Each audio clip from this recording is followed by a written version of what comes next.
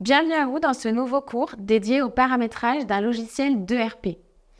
L'objectif de ce cours, c'est de voir un petit peu qu'est-ce qu'un ERP, ses différentes fonctionnalités et de comprendre en détail à quoi il sert.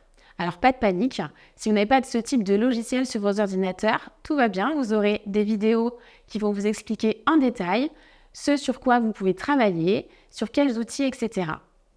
Avant de voir ensemble ce qui va être abordé tout au long de ce chapitre, on va dès à présent comprendre un petit peu plus en détail qu'est-ce qui se cache derrière la notion de gestion commerciale et à quoi peut bien servir ce logiciel.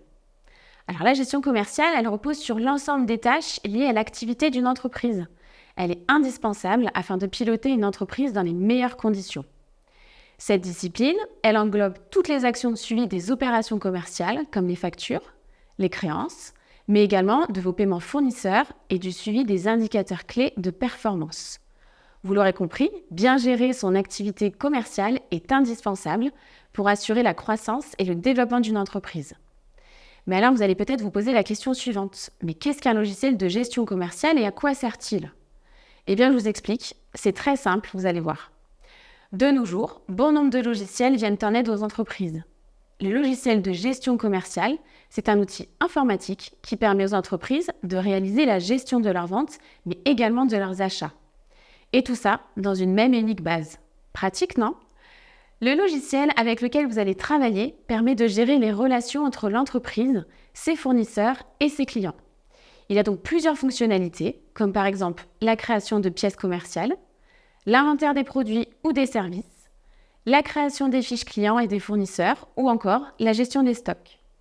Dans ce chapitre, vous allez donc pouvoir comprendre son fonctionnement en prenant la main sur cet outil et vous permettre de maîtriser cet outil au travers des différentes tâches proposées. Nous allons voir en détail la création d'un dossier, l'ergonomie et la navigation, les paramètres du dossier.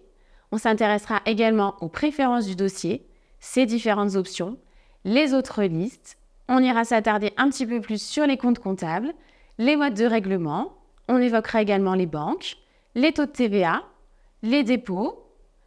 On verra les fournisseurs, les familles articles, les différents articles, les représentants et les commissions, les clients et enfin l'inventaire de départ.